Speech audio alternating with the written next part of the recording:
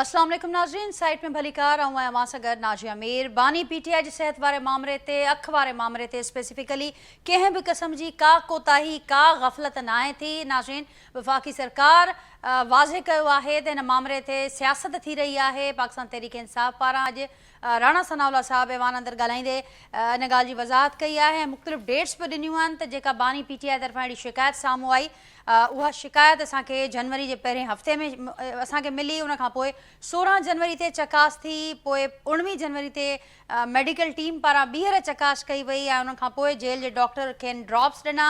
ऐं जंहिंखां पोइ बि हिन वक़्तु बि असां इहा ॻाल्हि कयूं पिया त जंहिंखां बानी पीटीआई या उन सां लाॻापियल जेके उन जा ख़ानदान वारा आहिनि या जेके बि उन जा वारिस आहिनि, जिते बि चवंदा बानी पीटीआई जिते बि चवंदो असीं उतां खां ई संदसि इलाज कराईंदासीं। पर जेके लापरवाही जूं ॻाल्हियूं थियनि पियूं त 4 महीननि खां ई सिलसिलो हले पियो।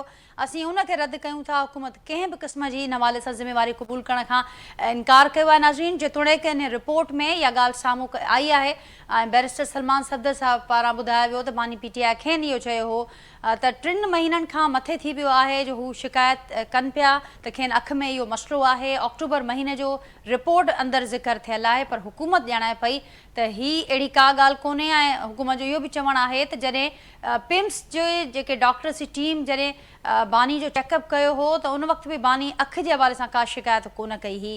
ऐं नाज़रीन, मूंखे यादि बि हूंदो त जॾहिं हे पिम्स वारो मामिलो आयो, अॻु हुकूमत उन खां इनकार कयो ऐं उन खां पोइ असां ॾिठोसीं त पिम्स पारां ई सीनियर डॉक्टर पारां हिकिड़ी प्रेस रिलीज़ असांखे पढ़ी ॿुधाई वई ऐं उन में ॼाणायो वियो त अखि जे हवाले सां बि बानी खे हिकिड़ो मसइलो मौजूदु आहे। पर असां उन्हनि खे उन्हनि जो जेको बि चेकअप आहे या जेको फौरी तौर ते जेको ट्रीटमेंट घुरिबल हो उहो ॾेई करे असांखे रवानो करे छॾियो आहे। त हाणे जेको इहो ॼाणायो पियो वञे या रिपोर्ट में ॿुधायो वियो आहे या जंहिं क़िस्म जा ख़दशनि जो इज़हार थियो आहे त बानी पीटीआई जेका साॼी अखि आहे उनजी 85% नज़र ख़तमु थी चुकी आहे, रुगो 15% रहिजी वई आहे। त इन जो ज़िम्मेवार केरु आहे? न हुकूमत ज़िम्मेवारी खणे पई ऐं ॼाणाए पई त डॉक्टर्स चेक बि कयो आहे त छा ही डॉक्टर्स उन जा कसूरवार आहिनि जेके बर वक़्तु डायग्नोस न करे सघिया ऐं उन खां पोइ हीउ मामिलो हिन हद ताईं वधियो आहे, या ही डेलिबरेट एक्ट हो ऐं हुनजी जेका ज़िम्मेवारी आहे उहा जिन ते इहा ज़िम्मेवारी ही जंहिंमें सुप्रिटेंडेंट अडियाला जेल जो बि नालो अचे पियो, वफ़ाक़ी सरकार जो बि नालो पीटीआई खणे पई ऐं ॼाणाए पई त उन्हनि जे मथां इहा ज़िम्मेवारी फिक्स थी थिए। ऐं जिन जी बि गफ़लत रही आहे, छा हुननि खे का सज़ा मिलंदी, छा हुननि जो तायुन थी सघंदो? उन सां गॾोगॾु नाज़रीन ही बि सुवाल तमामु घणो अहम हिन वक़्तु मौजूदु आहे त सुप्रीम कोर्ट मां छा पीटीआई बानी खे सिहत जे बुनियाद ते को रिलीफ मिली सघे थो? ऐं जेकॾहिं का अहिड़ी सूरत हाल थिए थी, ख़ासि करे 16 फरवरी जो अदालत हुकुम बि ॾिनो आहे त उन खां पोइ छा वफ़ाक़ी सरकार उन ते को एतिराज़ वारींदी या बिना कंहिं एतिराज़ जे उन ते मिनोमन अमल कयो वेंदो? इहे समूरा सवाल आहिनि नाज़रीन जिते गुफ़्तगू कंदासीं। हिकु भेरो ॿीहर असां ॾिसूं था त पाकिस्तान तहरीक इंसाफ़ ऐं ऑपोज़िशन इत्तेहाद पाकिस्तान तहरीक इंसाफ़ समेत उन जो एहतजाज बि हलंदड़ आहे। उन्हनि इहो फ़ैसिलो कयो आहे त जेसिताईं बानी सां मुलाक़ात बहाल नथी थिए ऐं मुकमल इलाज नथो थिए तेसिताईं असां पार्लियामेंट ॿाहिरां धरणो ॾींदासीं। अॼु उनखे ई साम्हूं रखंदे रेड ज़ोन समूरो ॾींहुं मुकमल तौर ते बंदि रहियो ऐं समूरियूं रुकावटूं बि विधियूं वयूं। ऐवान अंदरि बि तमामु घणो उन ते गौड़ थियो आहे। हीउ मामिलो हाणे कहिड़ो रुख वठी सघे थो, इन ई सॼो मामिलो हलंदड़ आहे त जीअं जेके माज़ी जा बहस मिसाल आहिनि उन ते बि बहस थिए पियो। असीं गुज़िरियल ॾींहं वारे शो में बि इहा ॻाल्हि डिस्कस कईसीं त हिकु भेरो ॿीहर इहे ॻाल्हियूं बि डिस्कस थियनि पियूं त छा किथे का मुफ़ाहिमत हले पई, छा का डील थिए पई। इहे बि ख़बरूं गर्दिश कनि पियूं त मौजूदा जेको सिस्टम आहे उनखे बि खोड़ ख़तरा हिन सूरत हाल में मौजूदु आहिनि। गुज़िरियल ॾींहुं अहम हिकिड़ी ॿी डेवलपमेंट बि थी आहे। शहबाज़ शरीफ़ साहब ऐं सदर आसिफ़ ज़रदारी साहब में हिकिड़ी मुलाक़ात थी आहे ऐं अहम मामलनि ते मशावरत थी आहे। ॼाणायो पियो वञे त जेका वर्किंग रिलेशनशिप असांखे डिस्टर्ब नज़र पई अचे कुझु वक़्त खां पाकिस्तान पीपल्स पार्टी ऐं मुस्लिम लीग नून विच में, उनखे बरक़रार रखण ते उनखे बहितर करण ते बि मशावरत थी आहे। नाज़रीन, जेको पैनल मूंसां गॾु मौजूदु आहे उनजो तारुफ़ सां कराईंदे सॼो पैनल में गुफ़्तगू जे लाइ मूंखे जॉइन कियो आहे पाकिस्तान पीपल्स पार्टी जा अॻूणा सेनेटर आहिनि ज्ञानचंद साहब, मूंसां गॾु वीडियो लिंक ते हिन प्रोग्राम जो हिसो आहिनि। सरबुलंद ख़ान साहब मूंसां गॾु मौजूदु आहिनि, पाकिस्तान तहरीक इंसाफ़ जा अॻूणा MPA आहिनि, वीडियो लिंक ज़रिए हिन प्रोग्राम जो हिसो आहिनि। मुस्लिम लीग नून जी सीनियर अॻुवाण आहिनि, अॻूणी MPA आहिनि सूरत थेबो साहिबा मूंसां गॾु मौजूदु आहिनि हिन प्रोग्राम में, ऐं सीनियर सहाफ़ी ऐं तजिया निगार ख़ुर्शीद अब्बासी साहब मूंखे टाइम जॉइन कयो आहे अॼोके प्रोग्राम में। अवां सभिनी खे भलीकार, मां सभिनी जी महिरबानी, मां गुफ़्तगू जे लाइ वक़्तु ॾिनो ऐं सरबुलंद بلند خان صاحب، آپ سے گفتگو کا آغاز کرنا چاہوں گی. کیا کہیں گے آپ؟ حکومت نے تو کسی قسم کی ذمہ داری لینے سے انکار کیا ہے. وہ ساتھ ساتھ یہ کہتے ہیں کہ اس قسم کی کل بھی ایسا ایک دعویٰ کیا گیا تھا کہ بڑی اعلیٰ سہولیات جیل کے اندر میسر ہیں بانی پی ٹی آئی کو، اور ساتھ ساتھ یہ بھی کہا گیا کہ لاپرواہی کے حوالے سے اور گزشتہ 4 مہینوں کا جو ذکر ہو رہا ہے اس وقت، وہ ساری باتیں بے بنیاد ہیں، اس میں کوئی صداقت نہیں. اور مسلسل نہ صرف چیک اپس ہوتے رہے ہیں، معائنہ ہوتا رہا ہے، طبی معائنہ بانی پی ٹی آئی کا، بلکہ یہ بھی کہا جا رہا ہے کہ اس حوالے سے اس وقت جو کچھ ہم دیکھ رہے ہیں وہ صرف سیاست ہے جو پی ٹی آئی اس وقت کر رہی ہے. کیا کہیں گے آپ؟ جی بسم اللہ الرحمن الرحیم، بہت شکریہ. بڑی افسوسناک بات ہے کہ خان صاحب جیسے لیڈر جو نہ صرف پاکستان کے بین الاقوامی سطح پر عالم اسلام کے لیڈر ہیں، اور پوری دنیا میں عمران خان جو ہے وہ پاکستان کی شناخت اور عزت کا باعث بنے ہیں. اس قوم کو 3 سے 4 شوکت خانم کینسر ہاسپٹل دینے والا، نیمل یونیورسٹی دینے والا، ورلڈ کپ دینے والا، اس سے بڑا کہ شعور دینے والا، آدھے سے زیادہ پورے پاکستان کو تقریباً صحت کارڈ دینے والا ایک انسان آج اپنے علاج کے لیے اس قوم کی طرف دیکھ رہا ہے. بڑی شرمناک بات ہے کہ نواز شریف صاحب جعلی پلیٹس دکھا کر، جعلی رپورٹیں دکھا کر بھاگ گئے 10 روپے کے اسٹامپ، 100 روپے کے اسٹامپ پیپر پر، اور خان صاحب نے انسانی ہمدردی کے بنا پر انہوں نے جانے دیا ان کو. اور جو ایئرپورٹ میں جا کے جو جس طریقے کی بیان بازی کی، اور وہاں پہنچنے کے بعد جو انہوں نے مذاق اڑایا عدلیہ کا، اور اس پاکستان میں جو ہمارا نظام ہے، اس نظام ہے اس کا مذاق اڑایا، پاکستان کے اداروں کا جس طریقے سے اس نے جا کے مذاق اڑایا. اور اس کے برعکس عمران خان کی صحت کا دیکھ لے، آج 2.5 سال ہونے کو ہے. پاکستان کی تاریخ میں ایسا قیدی کوئی نہیں آیا. جب سلمان صفدر صاحب فرینڈز آف کورٹس کی جانب سے گئے، سپریم کورٹ کی جانب سے، ان کو بھی یہ بتایا گیا کہ مجھے کوئی ریلیف اس کے علاوہ نہیں چاہیے، مجھے چند کتابیں اور جو ہے میری یہ جو آنکھ کا مسئلہ ہے اس کو دیکھیں. اور آنکھ کے مسئلے کے حوالے سے انہوں نے اکتوبر سے جو ہے یہ بات انہوں نے کی جیلر کو، عبد الغفور انجم کو، کہ بھائی میری آنکھ کا مسئلہ بہت خراب ہے، آپ اس کو چیک اپ کرائیں. تو انہوں نے پہلے تو ٹال مٹول کرتے رہے، اور اینڈ میں انہوں نے جو ہے وہ ایک آئی ڈراپ دیا.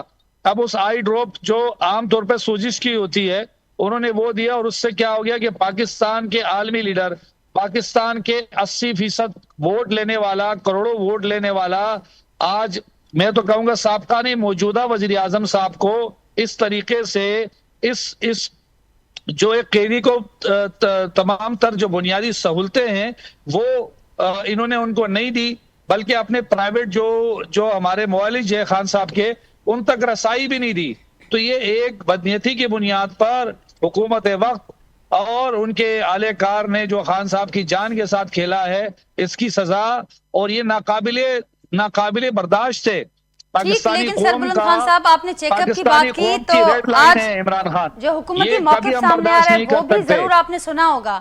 آج بھی جی. رانا ثناء اللہ صاحب نے ایوان کے اندر یہ خطاب کیا ہے، اور اپنی اسپیچ میں ان کا یہ کہنا تھا کہ یہ جو مسئلہ ہے، اس کی شکایت جو حکومت کو ملی ہے وہ جنوری کے پہلے ہفتے میں ملی ہے. اس کے بعد مسلسل چیک اپ ہوتے رہے ہیں، اور اس سے پہلے بھی جو پمز والا معاملہ ہوا تھا اس وقت بھی ڈاکٹرز نے گو کہ اس وقت اشارہ دیا تھا ان کی آنکھ کے حوالے سے، لیکن اس وقت بھی کوئی اس طرح کی کوئی بات نہیں کی گئی. جو حکومت اس وقت موقف دے رہی ہے اس کو آپ کیسے دیکھتے ہیں؟ حکومت کہہ رہی ہے ہم تو سہولیات بھی دے رہے ہیں، ساتھ شرم ساتھ آنی، رانا ثناء اللہ صاحب کو شرم آنی چاہیے کہ جب ایک بندے کی 85% آنکھ ہی چلی گئی ہے، 15% کیا نظر آئے گا؟ آپ خود سوچیں 15% کیا چیز ہوتی ہے؟ حکومت کچھ کہتی بھی ہے نہیں اس کا ہوتا. فیصلہ ماہر ڈاکٹرز کریں گے، کوئی وکیل نہیں ماہر کر پائے گا. ڈاکٹری کی بات ہم کر رہے ہیں، جی. ہم ان کی رپورٹ کی بات کر رہے ہیں، ہم اپنی رپورٹ کی تھوڑی بات کر رہے ہیں. ہم ان کی جو انہوں نے کرایا ہے آپریٹ، آخری جو ابھی پچھلے ہفتے انہوں نے کرایا تھا پولی کلینک سے، پتہ نہیں کہاں سے انہوں نے، پم اسلام سے آباد میں، جی جی وہاں سے کرایا تھا پم سے. تو آپ مجھے بتائیں کہ پم سے جو انہوں نے علاج کرایا تو پھر یہ شکایت دور نہیں ہو سکی نا. انہوں نے جو انجیکشن لگایا خدا جانے وہ کون سا انجیکشن تھا، کیا انجیکشن تھا. ہم اپنی ذاتی معالج کو سے علاج کرانا ہمارے بنیادی حق ہے. ہم اگر جیل مینیو کے اندر اپنے پیسوں کا کھانا کھاتے ہیں تو کسی کو تکلیف کیا ہے؟ آپ اس بات سے اندازہ لگا لیں، ایک وہ شخص جو گرمی سردی برداشت کر رہا ہے اس قوم کے خاطر، ان کے مقدمے ہائی کورٹ، اسلام آباد ہائی کورٹ میں نہیں لگا رہے ہیں، ان کے مقدمے سپریم کورٹ میں نہیں لگ رہے ہیں، پچھلے 1 سال سے ایک تاریخ نہیں ہوئی ہے. تو لیکن آپ اب تو مجھے جواب سربلند دیں خان کیا صاحب یہ عدالت نظام نے ہے؟ یہ معاملہ اٹھایا ایک ہوا سابق ہے پرائم اور منسٹر کے 16 ساتھ یہ فروری سلوک، کا حکم بھی دیا ہے، تو اب کس قسم کے خدشات پی ٹی آئی اب بھی سمجھتی ہے، کیونکہ صرف اب باقی 2 ہی دن رہ گئے ہیں بیچ میں اور 16 فروری تک معائنہ کروانے کا عدالت حکم دے چکی ہے؟ میرے یہ خیال ہے دیکھیں نا، ہم مسلسل اسلام آباد ہائی کورٹ کے اوپر جا کے اب احتجاج بھی کر رہے ہوتے ہیں، ہمارے M N A M P S پہنچ رہے، ایون آج ہمارے تمام M N A M P S جو ہیں قومی اسمبلی کے سامنے احتجاجی دھرنا دینے گئے تو پولیس نے ہمارے جو ایم این ایز ہیں ان کو روکنے کی کوشش کی ہے۔ کوئی سویلین نہیں ہے، خالی M N A M Ps ہے، اور پاکستانی کا حق ہے، جمہوری حق ہے، وہ اپنا پرامن پروٹیسٹ کرے۔ آج پریس کلب کراچی پر ہمارا پرامن پروٹیسٹ ہے، ہم احتجاج ریکارڈ کروا رہے ہیں۔ اپنے بانی قائد عمران خان محبوب لیڈر جو پورے امت مسلمہ پورے پاکستان کا ہے، عوام نے 8 فروری کو نکل کے عمران خان کو کروڑوں ووٹ دیے، جن پر ڈاکہ ڈالا گیا، انسانی بنیادی انسانی حقوق کی خلاف ورزی کی گئی، عوام کے حقوق پر پاکستان کے اوپر پاکستان کا تاریخ کا سب سے بڑا ڈاکہ ڈالا۔ عوام کی ترجمانی کرنے والی جو اس وقت ہاؤس ہے جس پر 99 اللہ کے نام ہیں، ان کے اندر سارے چور گھسپیٹیے بیٹھے ہوئے ہیں، جعلی ایم این اے ایم پی اے بیٹھے ہوئے ہیں، جعلی لوگ بیٹھے ہوئے ہیں، عوام کی نمائندگی نہیں کر رہے ہیں، یہ فارم 47 کی جعلی نمائندگی کر رہے ہیں۔ تو ہم ایسے جو پارلیمنٹ ہے، جعلی پارلیمنٹ کو بھی نہیں مانتے، ہم فارم 47 کی اس حکومت کو بھی نہیں مانتے، ہم عمران خان کی صحت پر کوئی کمپرومائز نہیں کریں گے۔ عدالت کو عمران خان مانتے کی ہیں صحت کو سربلند خان کوئی صاحب؟ درپیش مسئلہ عدالت کو ہوا مانتے ہیں؟ ہم بھرپور احتجاج کریں گے، ہم عدالت سڑکوں کو پہ مانتے نکلیں ہیں گے۔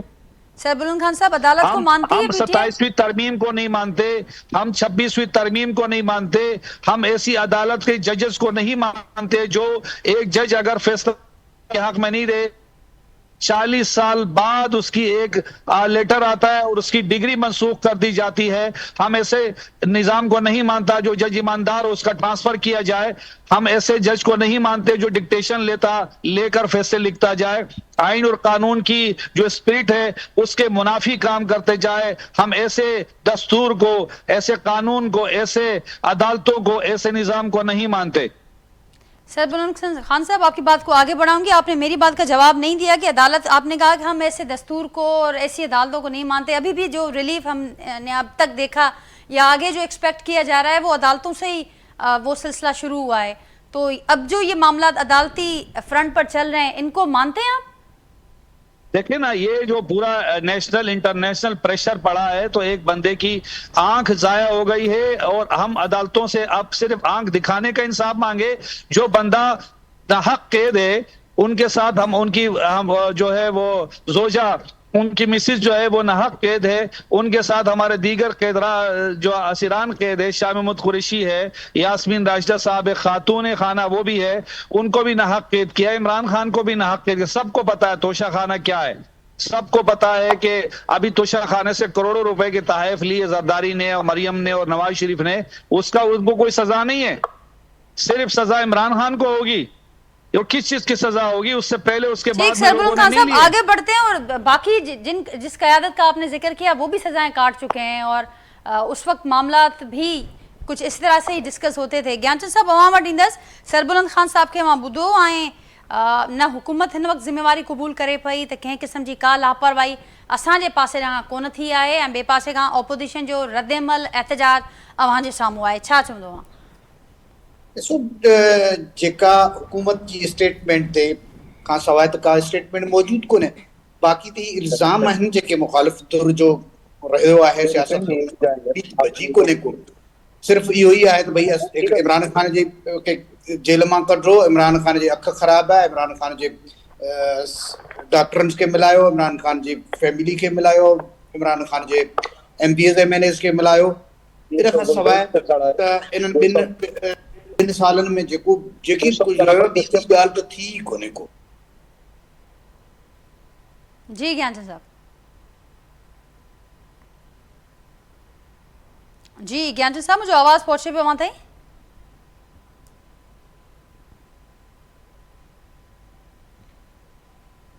जी ज्ञान चंद साहब से नाज़रीन राब्तो मुनक़तिअ थियो आहे, मुझे आवाज़ ज्ञान चंद साहब पहुंचे पे वहाँ थे? त जो मसइलो आहे त सिहत जे जी कंटिन्यू कजो।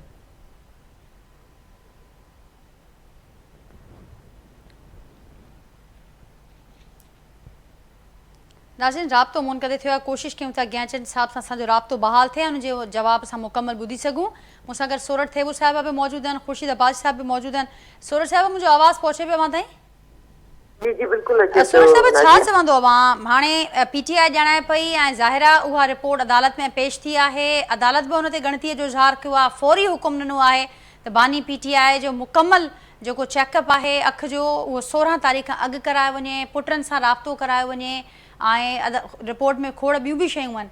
हुकूमत बिल्कुलु ज़िम्मेवारी खणण खां इनकार कयो आहे त कंहिं क़िस्म जी का लापरवाही का कोताही कोन थी आहे, त पोइ हीउ जेको ॼाणाए पियो वञे त 85% नज़र ख़तमु थी आहे। बानी PTI बि पाण ॿुधाए पियो त उनखे बिल्कुलु साॼी अखि खां नज़र जो तमामु घणो शदीद मसइलो आहे, त हाणे इन जो ज़िम्मेवार कंहिंखे चइजे, इन ज़िम्मेवारी कंहिं ते ईंदी? महिरबानी नाजा, पहिरीं ॻाल्हि इहा त बीमारी अञा साईं कंहिंखे बि न ॾे, असांजी दुआ आहे त बानी PTI बि जेको आहे सिहतमंद थिए, पर वक़्तु ॾाढो ज़ालिम आहे, उहो ई वक़्तु फिरी अचे थो। तव्हांखे यादि हूंदो त जॾहिं मियां मोहम्मद नवाज़ शरीफ़ साहिब खे, असांजे काइद खे, जॾहिं हिननि ज़हर जूं सुयूं हणाए ऐं प्लेटिलेट्स किराया हुआ, तॾहिं ही माण्हू ट्रोलिंग कंदा हुआ, खिलंदा हुआ, तनक़ीदूं कंदा हुआ। आख़िर में ॾिठनि त भई हाणे असांजे हथनि मां ॻाल्हि थी वञे, तॾहिं हिननि कूड़ो ड्रामा जो ऐं ड्रामे जो करे ऐं जेको आहे हुनखे छॾियो। पर हाणे हिन वक़्तु जेकॾहिं असां ॻाल्हि कयूं त कोर्ट बि जेको आहे सो तारीफ़ कई आहे त जेके सहूलियतूं ॾिनियूं आहिनि हुकूमत, उहे तमामु बहितरीन आहिनि, तमामु बहितरीन आहिनि। जेसिताईं बीमारी जी ॻाल्हि आहे त मुतसिल जेको आहे सो हुनजो इलाजु थींदो थो अचे।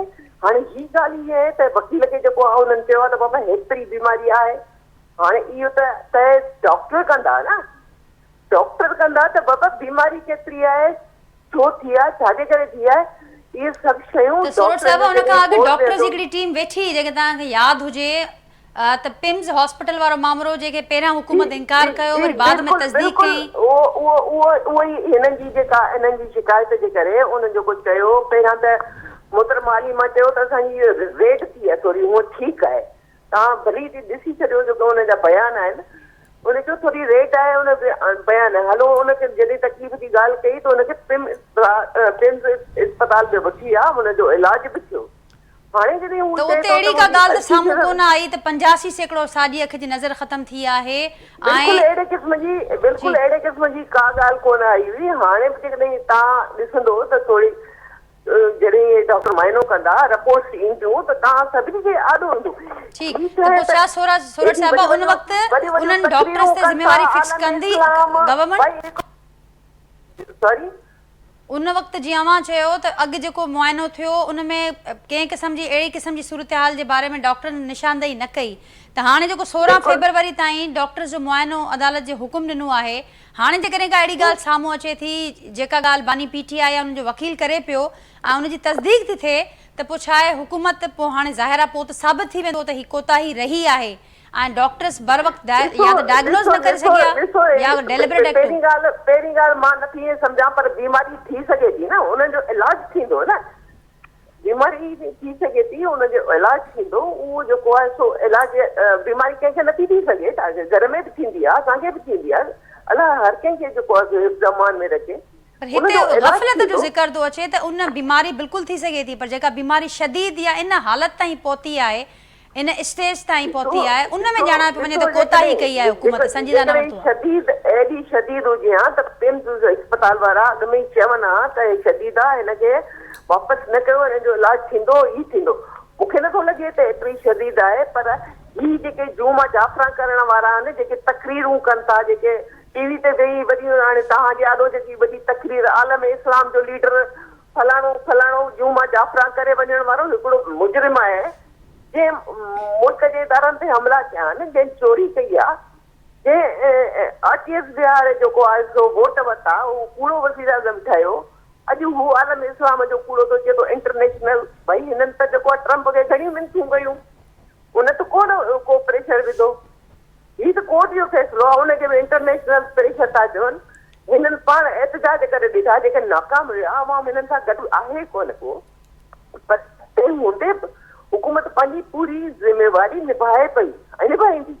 ऐं ठीक सूरज साहब मानी ॻाल्हि अॻियां वधाईंदे जीअं अवां चयो त जेकॾहिं अहिड़ी का सीरियस ॻाल्हि हुजे हा त पिम्स वारा डॉक्टर्स जी टीम असांखे ॿुधाया त हाणे त ज़ाहिर आहे 16 तारीख़ ते वाज़े थी वेंदो त पिम्स वारे डॉक्टर्स पाण न ॿुधायो या हू डायग्नोज़ न करे सघिया पर हाणे जेको बि रिपोर्ट अचे थी ऐं उन आधार ते जेकॾहिं सुप्रीम कोर्ट को हुकुम ॾिए थी बानीअ जी मुंतक़िलीअ जो अस्पताल मुंतक़िलीअ जो या को अहिड़ो ॿियो मामिलो त हुकूमत खे को मसइलो त कोन हूंदो हुन में देखो हुकूमत जेका शइ हूंदी कानून मुताबिक़ कंदी बिल्कुलु कंदी जेकी शइ हूंदियूं उनखे सहूलियतूं इलाज जूं मुकमिल सहूलियतूं मिलंदियूं जेकी बि हूंदियूं जहिड़े नमूने सां जेको आहे सो मुमकिन थी सघियो उहा हुकूमत उन्हनि खे सहूलियतूं ॾींदी बिल्कुलु ॾींदी अबाई साहब ॾे हलूं था ज्ञानचंद साहब मुंहिंजो आवाज़ हींअर पहुचे पियो अवां ताईं जी आवाज़ अचे जी ज्ञानचंद साहब छा एड कंदो अवां हाणे हुकूमत जो बि मौक़िफ़ अवां ॿुधो सरबुलंद खान साहब जो बि ॿुधो त हाणे ही जेका हिन वक़्तु सूरत बीठे पई जेको बि 16 तारीख़ ताईं जेको कुझु थींदो हाणे 16 ते नज़रूं आहिनि त जेकॾहिं अदालत तरफ़ां सिहत जे बुनियाद ते को रिलीफ ॾिनो वञे थो कीअं ॾिसो पिया मां हुकूमत उन ते अमल कंदी अदालत जे तरफ़ां छा मुंहिंजे ख़्याल में अदालत बि उहो फेवर ॾियणु चाहे उहा ॿी ॻाल्हि आहे अदालत खे फ़ैसिलो करिणो आहे डॉक्टरनि जे सलाह मुताबिक़ जेके बि माण्हू जेल में रहनि था जेल में बि हज़ारनि जे तइदाद में सॼे मुल्क में माण्हू आहिनि इहो इमरान ख़ान जो ई हूंदो त भई कंहिंखे स्पेशल कैदी न हुजणु खपजे सो इमरान ख़ान खे बि स्पेशल कैदी न थियणु खपे उहो डॉक्टर उते क्लिनिक्स वॾनि जेके जेलूं आहिनि उन्हनि मंझि उते बाक़ाइदा डिस्पेंसरीज़ ठहियल आहिनि उनमें मुख़्तलिफ़ शोबनि जा डॉक्टर मौजूदु आहिनि उन खां पोइ ज़रूरत जेकॾहिं हू डॉक्टर मुनासिबु सम्झनि था त ॿाहिरां डॉक्टर्स खे बि कॉल करे वठनि था या पोइ हुन पेशेंट खे किथे चेकअप जे लाइ हू रेफर कंदा आहिनि उनमें कंहिं क़िस्म जी का पंहिंजे तौर ते नाहे थींदी उहो डिसाइड उन्हनि डॉक्टरनि खे ई करिणो आहे तंहिंखां पोइ जॾहिं हू पिम्स जा डॉक्टर ॾिसी चुका आहिनि असां वटि हिकिड़ो पिम्स हिकिड़ो नाले वारो इदारो आहे उनजे डॉक्टरनि उन्हनि खे चेकअप कयो आहे उन्हनि जेका रिपोर्ट ॾिनी आहे उन मुताबिक़ ई इमरान ख़ान जी सिहत जो ख़्यालु रखियो वेंदो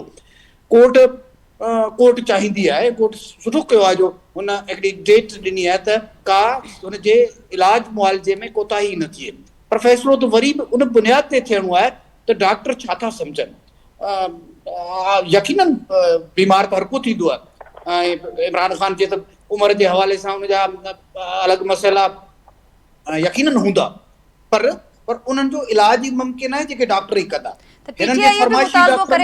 ज़ाती जेको असांजो मुआलिज आहे उनखे एक्सेस ॾिनी वञे गॾोगॾु इहो बि ॼाणाए पियो वञे हिकिड़ी दरख़्वास्त बि हुई त फैमिली मेंबर जी मौजूदगीअ में इहो चेकअप थिए जेका रद्द थी वई आहे त इन क़िस्म जा जेके PTI जा मुतालबा आहिनि हुकूमत उन्हनि खे मान छो न पई ॾिए अवां सम्झो पिया त जेकॾहिं उहो सिलसिलो नज़र अचे आहे त पोइ छा थोरो घणो एतमाद बहाल थिए आहे ॾिसो हिकिड़ी कंहिंसां रिआयत करणु उहा अलॻि शइ आहे हीअ त फरमाइशी प्रोग्राम आहे न त डॉक्टर असांजो ॾिसंदो डॉक्टर जेको असांजी मर्ज़ी जी रिपोर्ट ॾींदो असांजी मौजूद हिन जी फैमिली जा जेकॾहिं मौजूदु आहिनि त छा डॉक्टर उन रिपोर्ट में छा कंदो हू हुनखे कहिड़ी सलाह था ॾेई सघनि हू हुनखे डिस्टर्ब करे सघनि था हुनखे प्रेशराइज़ करे सघनि था जेको हिननि जो शेवो रहियो आहे सो ऐं सम्झां थो कानून जे अंदरि जेके शयूं मौजूदु आहिनि उन मुताबिक़ डॉक्टर स्पेशलिस्ट डॉक्टर आहे असांजा ही जेके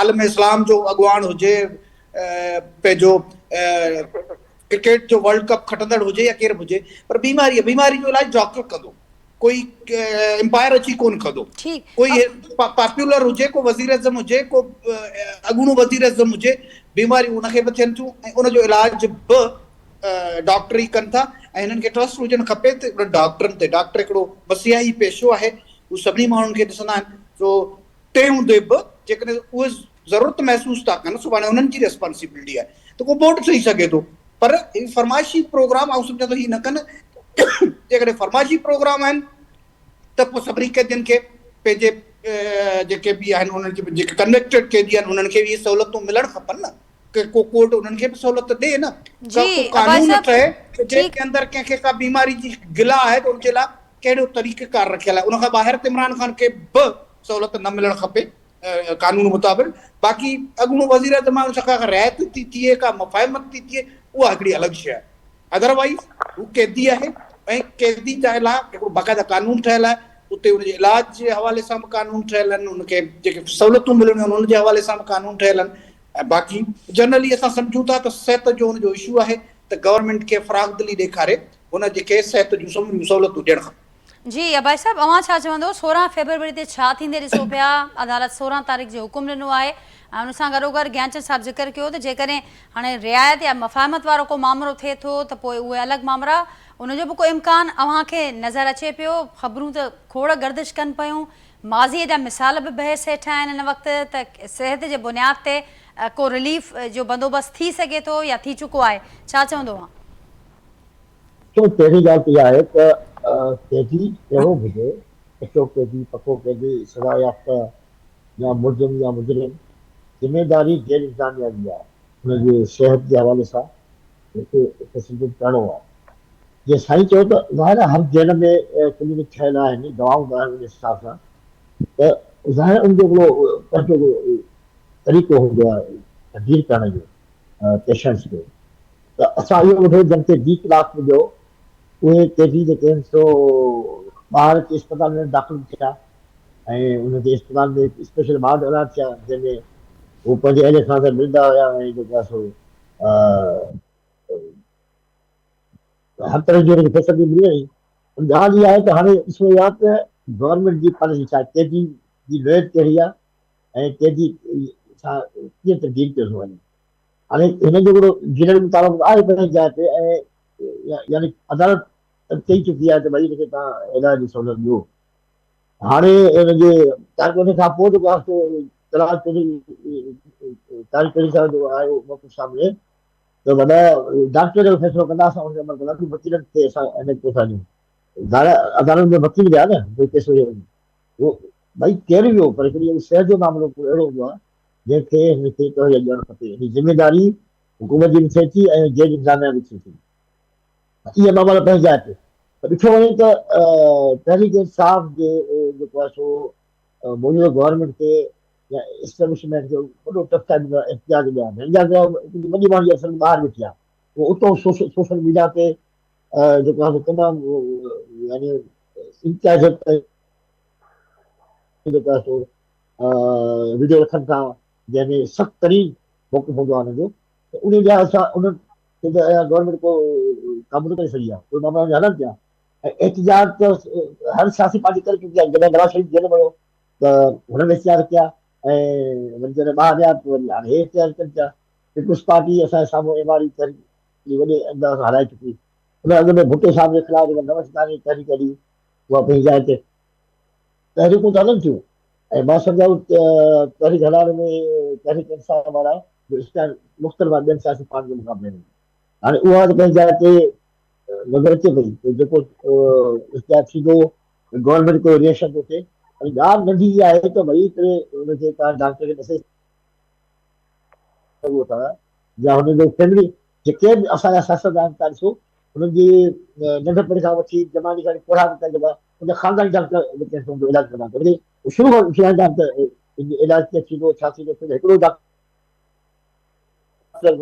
थो करे त उन लिहाज़ सां जो तव्हां पंहिंजे जाइज़ा ते हुनखे ज़ाती मालिक आहे हुनखे ॾिसो वञे जेके शयूं आहिनि ज़िमेदारी नंढी शइ आहे न हेल्थ जो मामिलो आहे उन में बाक़ाइदे मां सम्झां थो गवर्नमेंट खे थोरो क्रांति जो मुज़ाहिरो करणु खपे ऐं चेकिंग करणु खपे हुनजी ॻाल्हि ख़तमु बाक़ी इन खां हटी करे जेको आहे जेके सियासी मामलात आहिनि या जेके गवर्नमेंट जूं पॉलिसियूं आहिनि या जंहिं अंदाज़ सां जंहिं कैदी खे डील कयो वेंदो आहे उहे पंहिंजी जाइ ते नज़र अचनि थियूं उन लिहाज़ सां ज़ाहिर आहे त सख़्ती आहे ऐं गवर्नमेंट जी अपने पंहिंजे हिसाब सां जेकी पॉलिसी आहे भई सिहत जे मामले ते ज़िमेदारी पूरी करणु खपे छो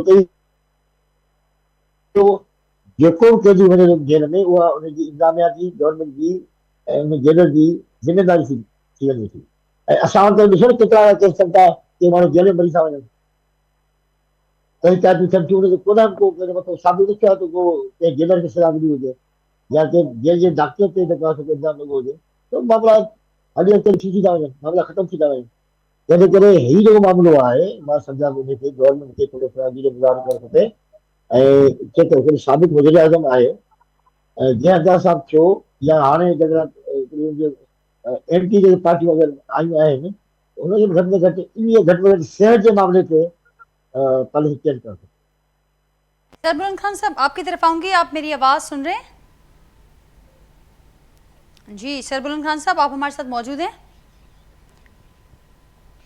जी जी मौजूद है बिल्कुल। जी सरबुलंद खान साहब, अब क्या कहेंगे? 16 फरवरी का आपने सबका मौक़िफ़ सुना और ज़ाहिर है ये बात हो रही है कि अब माहिर डॉक्टर्स ही इसका फैसला करेंगे कि अब आगे कैसे प्रोसीड करना चाहिए, और अदालत में ये मामला ऑलरेडी गया हुआ है। तो 16 तारीख तक एहतजाज जिसका ऐलान किया गया है, किस तरीके से जो हिकमत अमली होगी पाकिस्तान तहरीक इंसाफ की, बाकी अपोजिशन इत्तेहाद की, क्या रहेगी इन दिनों में?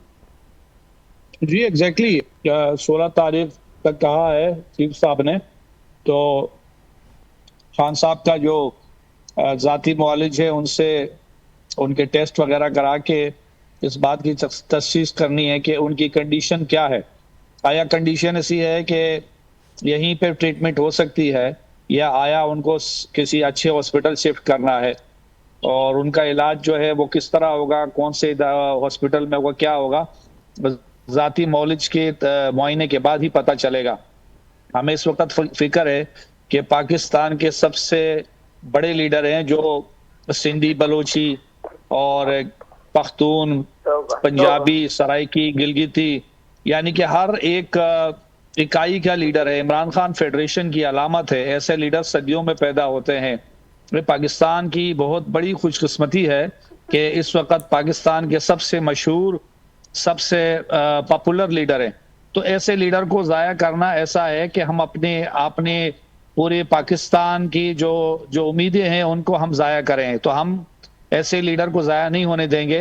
हमारी पार्टी, हमारे वर्कर्स और पाकिस्तानी कौम गैरतमंद भी है, अपने हुकूक लेना भी जानती है, आवाज़ उठाना भी जानती है और आवाज़ उठाती रही है।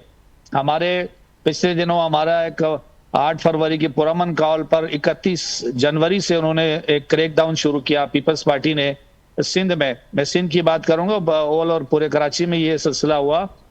450 वर्कर हमारे गिरफ्तार हुए। हमारे कराची के सदर SVP फहीम खान, सदर कराची जो है राजा अजहर, और हमारे MPA वाजिद को आप लोगों ने देखा होगा फुटेज वगैरह, उनको नंगा करके, बरहना करके उनको ज़दोकोब किया, टार्चर किया गया, चित्तर मारे गए। और उनका जुर्म ये है कि वो जमहूरियत की बात करते हैं, आइन और कानून की बात करते हैं, रूल ऑफ लॉ की बात कर रहे हैं, सिविल सुप्रीमेसी की बात कर रहे हैं। वो इमरान खान की सेहत के हवाले से फिक्रमंद है। वो इमरान खान की रिहाई की बात कर रहे हैं।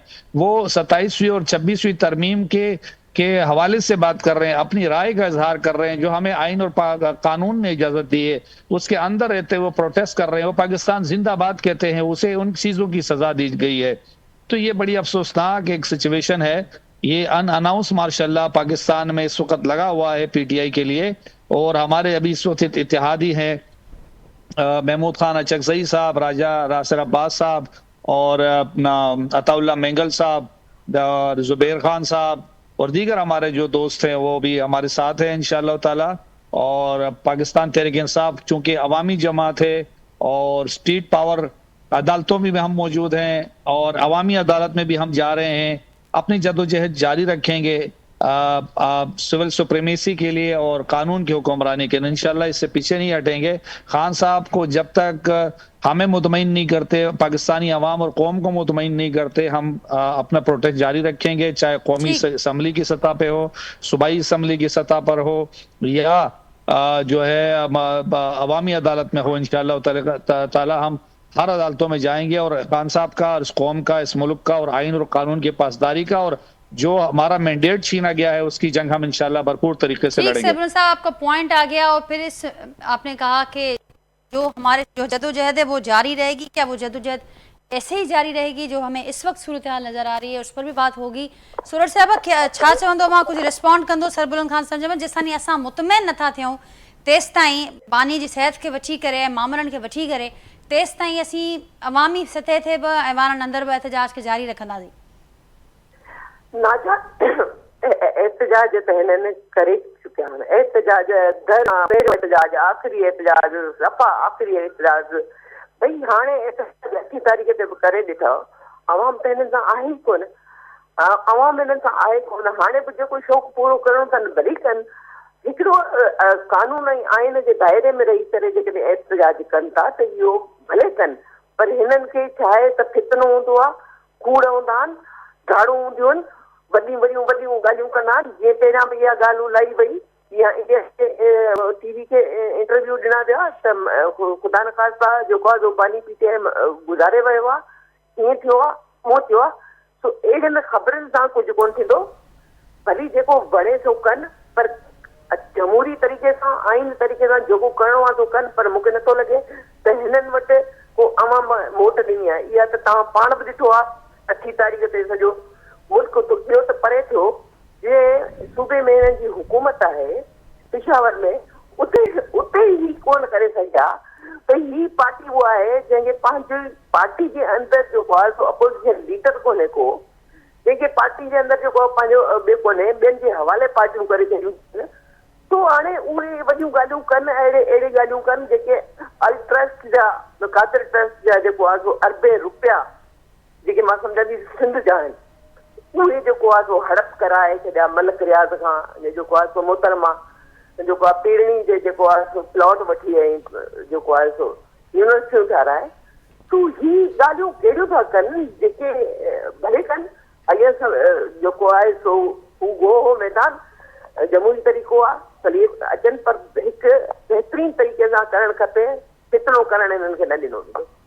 जी ज्ञान साहब, छा चवंदो अवां? अॼु बि माहौल असां ॾिसूं था त ऐवान अंदरि बि एहतजाज नज़र आयो, रेड ज़ोन मुकमल तौर सील रहियो, ऐं त जीअं जेको ऑपोजिशन ऐलान कयो आहे उहो एहतजाज जे हवाले सां उनखे साम्हूं रखंदे ई फ़ैसिला वरिता विया त हुकूमत जी जेका हिन वक़्तु पोज़ीशन आहे, हुकूमत ज़िम्मेवारी बि न पियो क़बूल करे, को क़दम बि असांखे नज़र न पियो अचे, ऐं ऐलान बि ज़रूरु साम्हूं अचनि पिया त असीं हीअं कंदासीं हूअं कंदासीं। अवां सम्झो पिया त 16 तारीख़ खां पोइ जॾहिं ही मामिलो क्लियर थी वेंदो 16 तारीख़ ते, त उनखां पोइ इन सिचुएशन में फ़र्क़ु ईंदो ऐं हुकूमत खे बि ज़ाहिर आहे को क़दम पोइ वठिणो पवंदो। ॾिसो, यकीनन न करणी त सियासत आहे। अख जो मसइलो हुजे या ॿी का बीमारी हुजे, उनजे लाइ हिकिड़ो जेल मैनुअल में जेको मेडिकल जो तरीक़ेकार रखियल आहे, उनखां पोइ जॾहिं पेम्स अस्पताल में हुनजो चेकअप थी चुको आहे ऐं वरी सुप्रीम कोर्ट उन ते वरितो आहे, जिन खे बि 2 ॾींहं आहिनि उन्हनि में थींदो। पर हिननि खे एहतजाज करिणो आहे, जेको हाणे बि ॿोली वेठा आहिनि। असां कोर्टनि खे कोन था मञूं, असीं असेंबलियुनि खे कोन था मञूं, असीं कंहिं बि शइ खे मञण लाइ तयारु न आहियूं। सिर्फ़ु इहो आहे त भई इमरान ख़ान खे ॿाहिरि वठी अचो ऐं गैर क़ानूनी तरीक़े सां। नालो तहरीक इंसाफ़ आहे ऐं मुतालबा जेके आहिनि उहे इंसाफ़ ऐं कानून जे मुखालफ़त में वेठा कनि। ही जेल मैनुअल ते अमल करण जी ॻाल्हि कनि न, त उहा ठहे थी। पर आऊं सम्झां थो त ही एहतजाज वारी जेतिरे क़दुरु ॻाल्हि आहे, एहतजाज हिननि जो राइट त आहे, पर उन एहतजाज खे बुनियाद बनाए को फितनो तो पैदा करणु नथो ॾेई सघिजे न। इमरान ख़ान को सियासी केसिस में त आहे कोन को, हिन जी पार्टी सॼी हुन जे डायरेक्शन्स ते उते हमला कया आहिनि जिते जेकॾहिं ऐं सम्झां थो ॿियो को असां जहिड़े कंहिं जमहूरी पार्टी जो अॻुवान हुजे हा त उनजो हशर छा थी आहे। असांजी पार्टी जे अॻुवान सां छा नाहे थींदो रहियो। उहो जेलनि में हुजनि, अदी फरियाल खे कहिड़े नमूने सां गीले उतां कढियो वियो, आसिफ अली ज़रदारी खे कहिड़े नमूने सां उतां कढियो वियो, तॾहिं त हुक्मरान इमरान ख़ान वेठो। सो पर असीं वरी बि चऊं था त जेका रवश असांजे लीडर्स सां हिन इमरान ख़ान रखी आहे, उहा हुन सां न थियणु खपे। हिकिड़ो जंहिं बि तरीक़े सां आयो इमरान ख़ान जेको आहे जो 18 जी इलेक्शन कीअं खटी, पोइ उन में वज़ीर अज़म कीअं थियो, कि जे उंगली जे ज़ोर ते हू उते वेठो ऐं पोइ कहिड़े हिकिड़े पेज ते वेही हुन हुक्मरानी कई, ऐं मुल्क जो नाकाम तरीन माण्हू जेकॾहिं चइजे त इमरान ख़ान आहे। जंहिंखे हुकूमत मिली उहो पंहिंजी अपोज़िशन सां ॻाल्हाइण जे लाइ बि वेठो कोन को। हुकूमत मिली त हुन एते जी मुआशत जी तबाही कई। हुकूमत मिली त कानून जूं धजियूं उॾायूं, पंहिंजे मुखालफ़नि खे बदशद लफ़्ज़ जेके आहिनि, अख़लाक़ियात जा मयार हिन माण्हू कराया आहिनि ऐं हिन जी पार्टी कराया आहिनि। हिन वक़्त में बि डायलॉग नथो थिए, तुंहिंजी रेस्पॉन्सिबिलिटी पीटीआई तरफ़ वञे थी। हिननि वटि त सभु जेकॾहिं ही लाइक़ु माण्हू आहे न, पोइ महमूद ख़ान अचे के लीडर ऑफ अपोज़िशन छो ठाहियो अथनि। माना हिननि में वेही ॻाल्हाइण जी शायदि उहो फ़हम कोन्हे जेको पंहिंजे मुखालफ़त सां वेही ॻाल्हाए सघनि।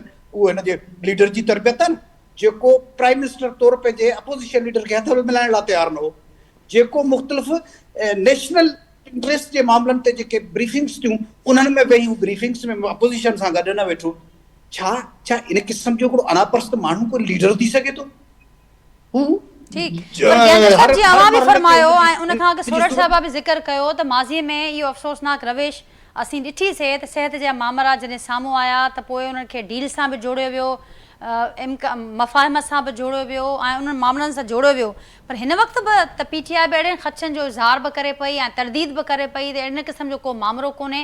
पर असांखे जेका सूरत हाल नज़र अचे पई त छा हिन भेरे ज़िम्मेवारी जो मुज़ाहिरो नज़र ईंदो सिहत वारे मामले ते? हिकु भेरो ॿीहर इहे समूरा मामला, इहे समूरियूं ख़बरूं साम्हूं अचनि पियूं त सिहत जो जवाबु ॾियणु आहे या PTI अहिड़ो माहौल पियो पैदा करे त जीअं बानीअ खे हितां खां शिफ्ट कजे बनीगाला या ॿाहिरि या किथे के ॿिए हॉस्पिटल में, त हाणे नज़र ईंदो त जेके पार्टियूं पाण भोॻे चुकियूं आहिनि, मुस्लिम लीग नून हुजे, पीपल्स पार्टी हुजे, ॿियूं पार्टियूं हुजनि, हाणे उहे पाण उन ग़ैर ज़िम्मेवारी जो मुज़ाहिरो न कंदियूं।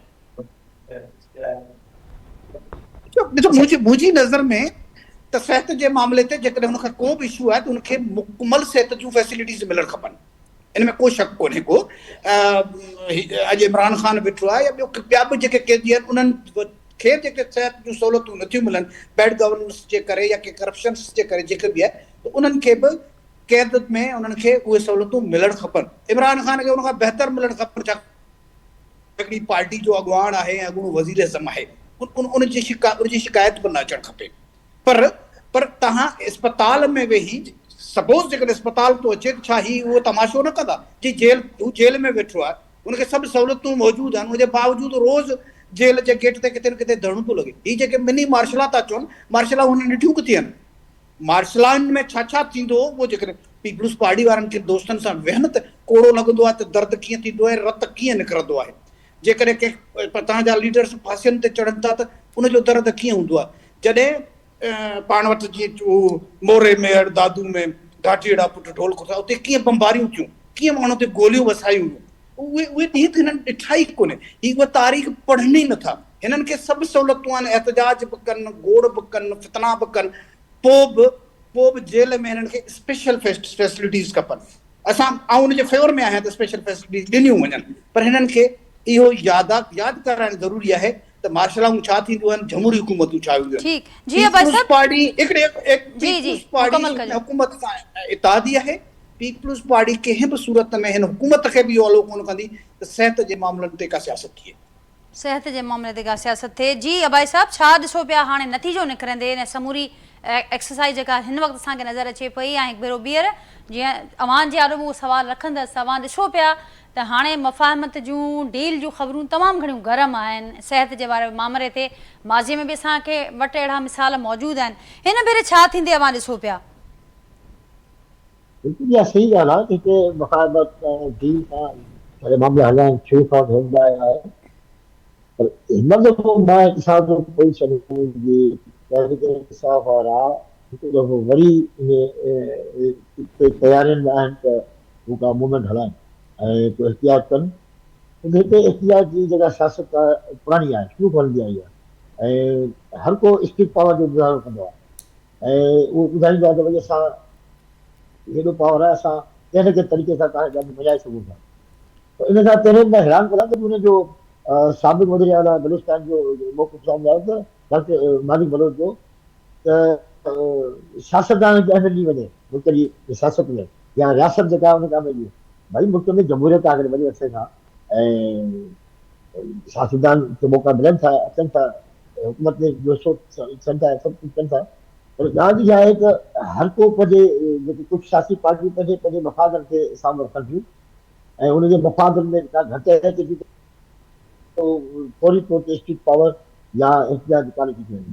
ऐं हिन मुल्क में हमेशह इन करे त महांगाई वधी आहे, बेरोज़गारी वधी आहे ऐं मसइला वधिया आहिनि माण्हुनि जा, गैर ज़रूरी एहतियात जॾहिं थियनि था उन में हुकूमतुनि लाइ वॾा मसइला पैदा थियनि था। पोइ उहे जेके पॉज़िटिव जेके शयूं आहिनि, जेके फैसला उन ते अमल नथो थिए, नतीजा हुनजा ख़राब था निकिरनि। इहा ई पोज़ीशन आहे। हाणे तहरीक इंसाफ़ खे बि मामलो इहो आहे त मां ॾिठो आहे कि हाणे मुकमल तयारी जे मूड में आहिनि, कंहिं तरीक़े सां हिकिड़े वॾे पैमाने ते इख़्तियार करे असांजे लीडर खे जेको आहे जेल में कढी ऐं बनीगाला शिफ्ट थियणु खपे, घर करे उते इलाजु थियण जो। पर गवर्नमेंट जो इहो आहे त भई उन मौक़ो अची चुको आहे त भई जॾहिं ॿाहिरि मुल्क खां वञणु चाहियो अॼु बि कंहिं शायदि गवर्नमेंट हिकु ॿाहिरि मोकिले छॾींदी। त इहे शयूं आहिनि पंहिंजी जाइ ते। उहो हाणे ॾिसिजे त हाणे गवर्नमेंट इनखे कैसे डील करे, इन मामले खे कहिड़े नमूने सां जेको आहे सो डील करे इन मामले ख़तमु करे थो वञे, या गवर्नमेंट जी कहिड़ी पॉलिसी साम्हूं अचे थी पोइ हिन ई छा था कनि। ॻाल्हि इहा आहे त मां सम्झां थो एहतियात रखणु खपनि, अॼुकल्ह रखणु खपनि जिन सां आम माण्हू मुतासिर थिए, आम माण्हू जी ज़िंदगी मुतासिर थिए थी ऐं ख़ुदि गवर्नमेंट जे लाइ वॾा मसइला मुआशी मसइला पैदा थियनि था। त ज़रूरी आहे त नंढनि शयुनि खे, जीअं मां इहो पहिरियों चयो त भई हर कंहिं कंहिंजी जी बुनियादी सहूलियत आहे त उनखे तव्हां इंडिविजुअल जे हिसाब सां फैसिलिटेट कयो, ॿी क्लास जो आहे त उनखे उन ते अर्ज़ी था कयो, नज़र अचे पियो।